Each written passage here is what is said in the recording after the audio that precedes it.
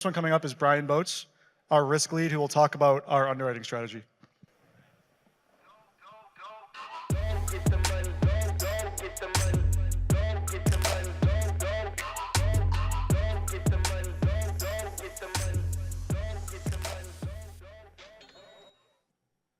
Is the mic on? There we go. All right, everyone's coming back in. I hope you all had a chance to use the restroom. We're going to talk about underwriting. So you've already heard a little bit about our lending products, including Cash Out Borrow and what that drives for our business. So I want to take a step back and talk a little bit more about why we think that risk and credit risk specifically is something that we're really good at, and how it's something we've been able to take advantage of in creating and scaling a number of successful products over the years. So this isn't new for us. We've been successfully managing credit risk for lending products for more than 10 years now.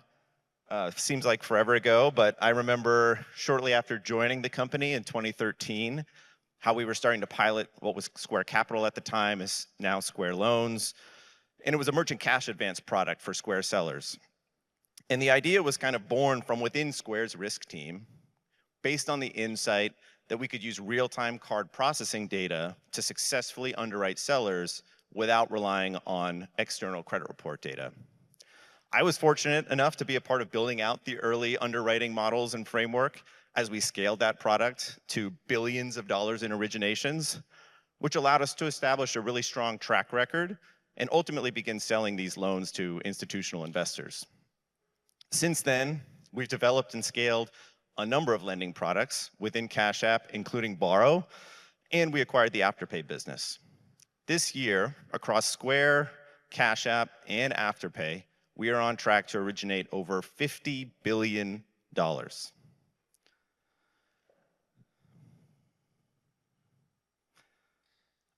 So this tremendous growth obviously is enabled in large part by our ability to successfully manage risk and expand our lending offerings responsibly.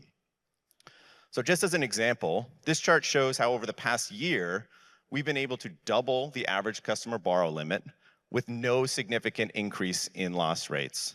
Not to mention that the borrow portfolio has more than doubled in each of the past 2 years.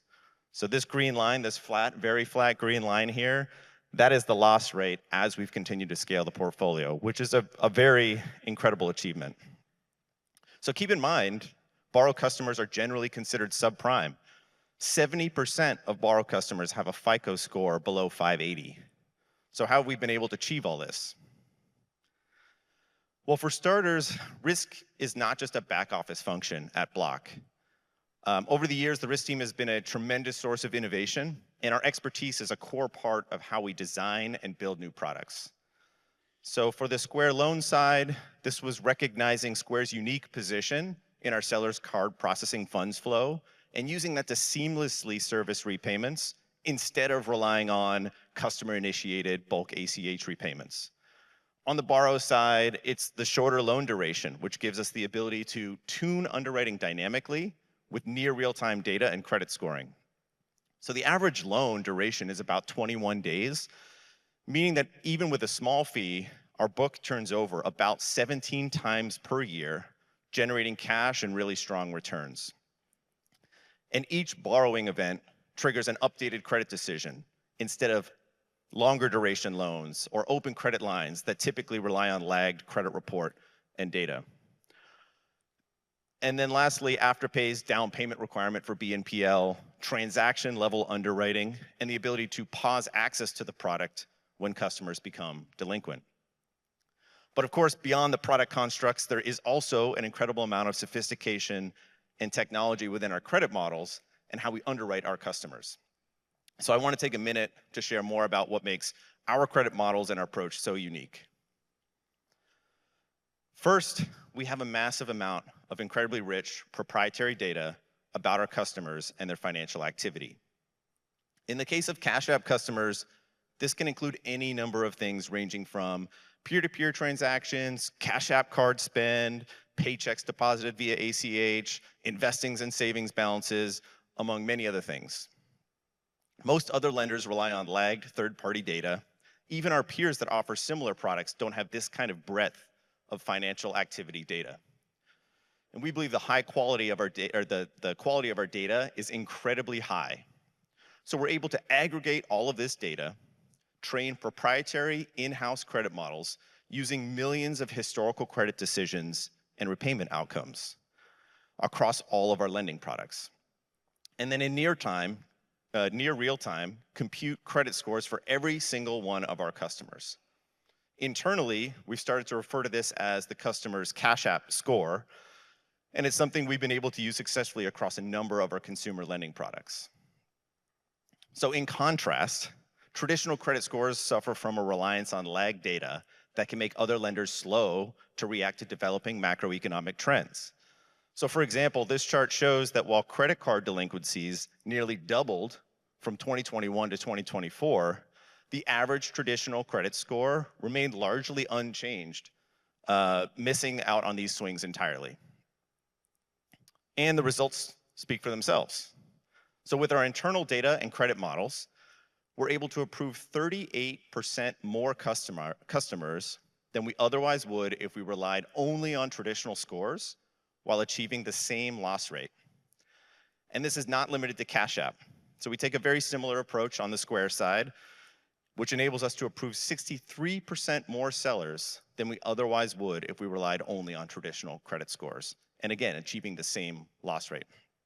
So our unique approach in technology drives how we're able to expand access to financial services and credit for our customers and for our sellers.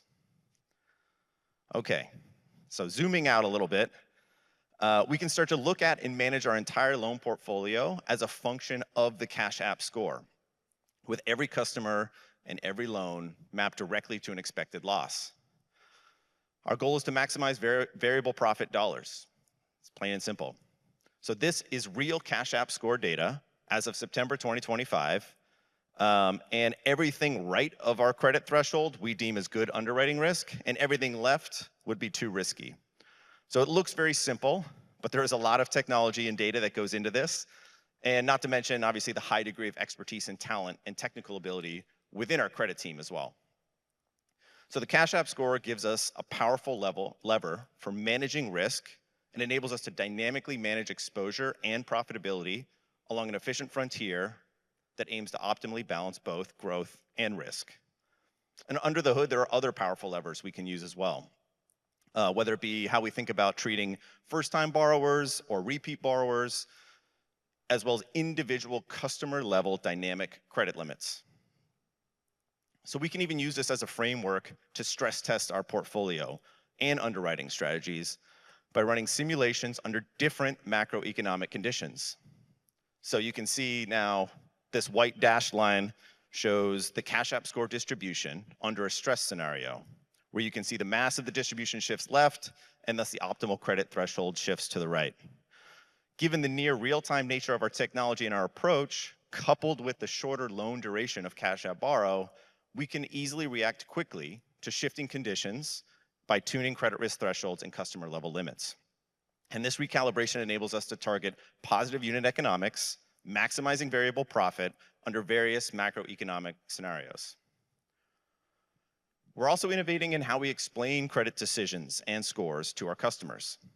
By using AI to translate technical internal system details into easy to understand recommendations that both educate and guide customers towards positive behaviors that over time can help customers improve their scores and gain access to more credit. I'm also very excited to share that we've just started piloting the very small number of customers, showing customers their Cash App scores directly inside Cash App for the first time.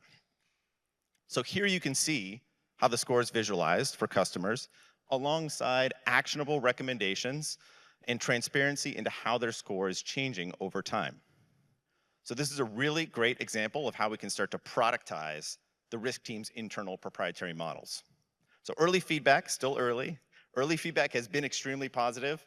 And as customers see their score and take action, it can drive positive behaviors and deepen engagement with Cash App. And we're just getting started here. So the Cash App score presents a number of significant opportunities for us to transform how customers understand and access credit. We want to give customers not just more transparency, but also more control over their data and their credit scores, and potentially even be able to take that with them and qualify for credit products that maybe Block doesn't currently offer. The traditional credit ecosystem has many multi-billion-dollar players, but we believe it also has a lot of room for improvement, especially when it comes to transparency and control for consumers. So while still very early, the Cash App Score shows potential to be a distinctive revenue-generating offering for Block, not just a powerful internal tool for first-party products. So we're exploring how it might create additional value for customers and the broader ecosystem over time. So a lot more to come on that front. So in closing, Block has a proven track record and foundation for lending for both businesses and consumers, and the ability to scale lending products with responsible growth and strong returns. Our proprietary data, technology, and expertise gives us a unique edge at assessing risk and expanding access, and we're well positioned to innovate across new lending products and more. That's it for me. Thank you for your time. See you later.